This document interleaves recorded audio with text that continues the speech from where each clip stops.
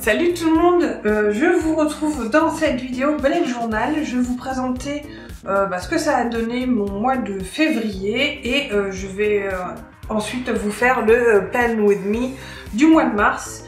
En sachant que je vais garder pour l'instant la surprise sur le thème, puisque en fait pour tout vous dire, j'ai complètement changé ce que j'avais prévu. Là je viens de refaire le thème avec un thème qui me plaît beaucoup plus et je vais donc ne pas en dire plus et vous découvrirez ça tout à l'heure. Donc je commence par vous montrer, on vous rappeler un petit peu ce que c'était donc le mois de février. Je vais pousser mes petits oursons, voilà. Donc, comme d'habitude, je commence par une citation qui est tirée de film. Celui-ci, c'est un de mes films préférés, c'est Cœur de Dragon. Ensuite, la première page du mois de février avec ce thème. Comme vous pouvez le voir, c'était les fioles. Je ne sais pas pourquoi, il y avait un petit côté peut-être Professeur Snape. Donc comme d'habitude, je commence par un petit récapitulatif, donc le calendrier en tout petit de tout le mois. Donc ensuite, on passe à cette page, donc qui est une page, comme vous pouvez voir, qui est découpée sur le côté. Je pense que je vais faire ça, même pas je pense, je vais faire ça aussi pour le mois de mars, parce que c'est un format que j'aime plutôt bien, et je trouve qu'il me correspond bien, ça change, ça va être sponsorisé par les Dutch Window, ce début de 2019. Donc comme d'habitude, je répartis ça donc sur une page un petit peu plus courte, comme vous pouvez voir, en séparant bien donc le vendredi et toute la semaine et le week-end. De l'autre côté ici de ce calendrier, donc il y a les catégories qui m'intéressent le plus. Donc une YouTube comme d'habitude, mes lectures comme vous pouvez voir qui ont plutôt bien avancé. Les chroniques qu'il faut que je fasse pour le blog, les moments marquants donc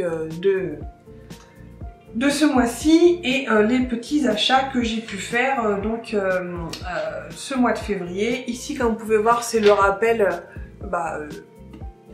tout simplement du calendrier. Et là, en regardant, je me dis c'est peut-être un petit peu redondant puisque j'ai ce calendrier-là en plus de celui-ci, c'est peut-être un petit peu beaucoup. Mais je l'ai aussi du coup à ce niveau-là sur cette double page-là. Donc bon, après il y a toujours des ajustements à faire en fonction de votre utilisation, mais pour l'instant ça me convient bien comme ça. Ici vous avez évidemment le Habit Tracker, donc j'aime plutôt bien cette disposition, je confirme, je l'aime plutôt bien parce que justement on peut plus facilement voir vraiment élément par élément un petit peu comment ça s'est passé pour vous. En tout cas, voilà, côté YouTube, vous pouvez voir qu'il y a absolument que dalle, à part donc ce soir où j'ai coché cette case-là, mais sinon YouTube, j'ai absolument rien fait, j'ai pas filmé de vidéo quoi que ce soit ce mois-ci. Alors que voilà, par exemple, vous pouvez voir les films et les séries, ça a plutôt carburé. Et donc ça, c'est la page, comme vous pouvez voir, du Mood Tracker, où je dois dire que ça a été plutôt pas mal. Et là je me rends compte que le 25 j'ai pas mis la bonne couleur, mais c'est pas bien grave. Donc ouais, ça c'était plutôt agréable à faire et je vais continuer à faire ça, ça me plaît plutôt bien. Maintenant on va passer donc ici au journalier. Je vais continuer ce spread comme ça parce que ça me correspond plutôt bien.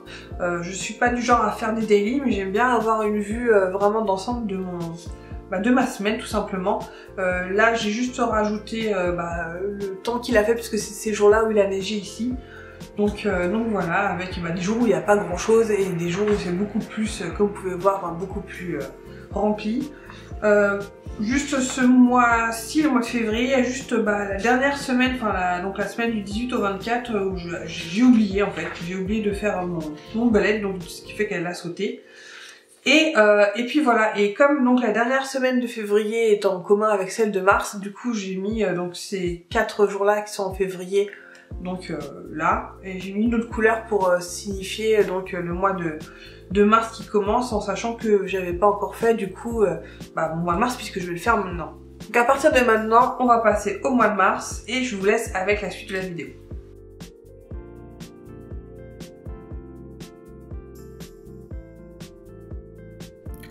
Alors c'est parti pour le mois de mars, comme vous pouvez le voir, donc j'ai choisi le thème de Totoro.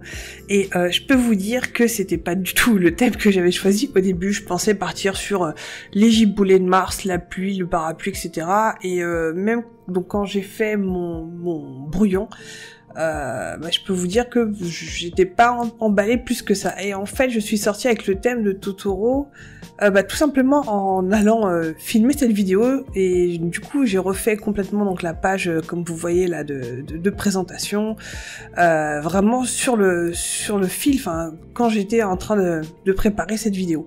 Donc là, j'ai fait un gros Totoro en train de porter son parapluie. D'ailleurs, je me suis rendu compte a posteriori que j'avais oublié de faire la poignée du parapluie que j'ai fait, donc je l'ai faite ensuite. Donc j'ai utilisé pour ce mois-ci des tons plutôt vers le gris et le bleu, évidemment, hein, puisque voilà, il fait gris, il fait moche, il pleut, voilà. Tout simplement, ce sont ces couleurs que j'ai utilisées. Alors le Tombow que j'ai utilisé, le gris, c'est un vieux qui a la pointe qui commence à s'émousser et donc du coup, il a pas de très très joli c'est pas très joli, mais bon, c'est pareil, il fait l'affaire, il y a encore de l'encre, quoi. Je trouve que, donc au niveau de comme vous pouvez voir à gauche, la petite citation, donc c'est évidemment tiré de Totoro. J'ai encore des progrès à faire en termes de lettering, de calligraphie. C'était vraiment fait sur le vif, donc c'est un peu bof. Donc la page suivante, comme vous pouvez le voir, c'est le calendrier donc du mois.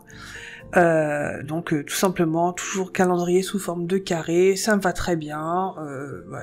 On change pas une équipe qui gagne. Donc le mois de mars tout en haut, j'ai rajouté un petit Totoro sur le côté et des noirondes en bas. Et évidemment, comme d'habitude, j'ai prévu de faire une Dutch window, c'est-à-dire donc une fenêtre, comment ils appellent ça, une fenêtre hollandaise, donc c'est-à-dire que c'est découpé à droite. Donc vous voyez, je vais pas plus loin que mon trait que j'ai fait là au crayon. Alors pour la petite histoire, j'ai vraiment galéré à mettre les yeux des noirondes. Mon Posca arrêtait pas de baver, c'était abominable, je m'en suis foutu partout. Et voilà, je vais essayer peut-être de trouver un autre moyen de les faire, mais c'était un peu dégueu, je dois avouer. Donc j'ai découpé la partie droite, comme vous pouvez voir, donc pour laisser apparaître derrière donc le reste du calendrier, et un petit Totoro en bas à droite que vous verrez, et en fait que j'ai complètement oublié de faire au moment où j'ai tourné cette vidéo, donc il va rester comme ça au crayon. Je l'ai ancré entre temps, je l'ai fini, mais voilà, il est pas sur la vidéo. Donc voilà, j'utilise mon Fudenosuke pour faire donc les grandes lettres.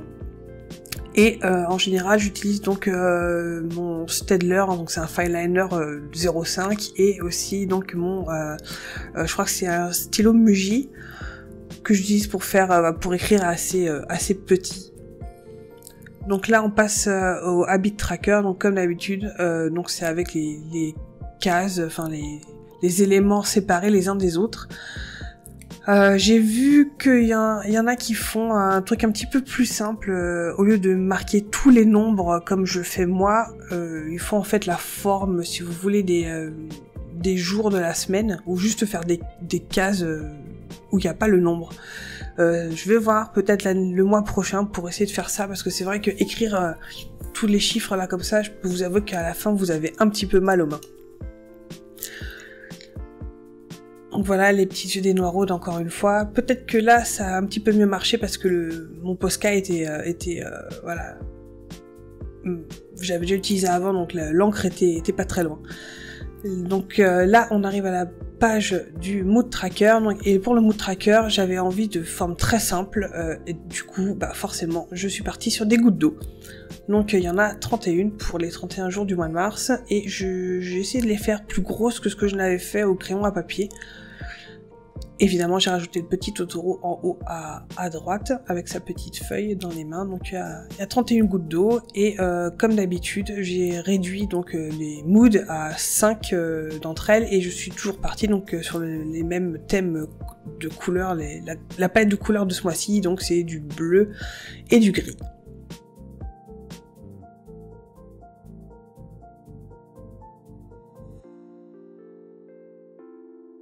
J'ai bien aimé faire ce thème de Totoro, ça faisait très longtemps que j'en avais pas dessiné des Totoro et je trouve que c'est vraiment assez facile et agréable à faire. Et voilà, c'est un thème que j'aime beaucoup. Donc pour le semainier, comme d'habitude, c'est mon spread sur 2 pages comme ça, et je trouve que ça me va très bien, j'aime bien cette disposition-là. J'ai tendance à faire plus facilement des semainiers que des jours, enfin que des dailies en fait, parce que j'ai pas forcément souvent le temps d'en faire vraiment tous les jours. Voilà, je reviens sur ma page principale pour faire les Totoro du début, et je vous laisse donc regarder le flip-through des pages du mois de mars. Bon mois à vous, et je vous dis à la prochaine fois. Ciao!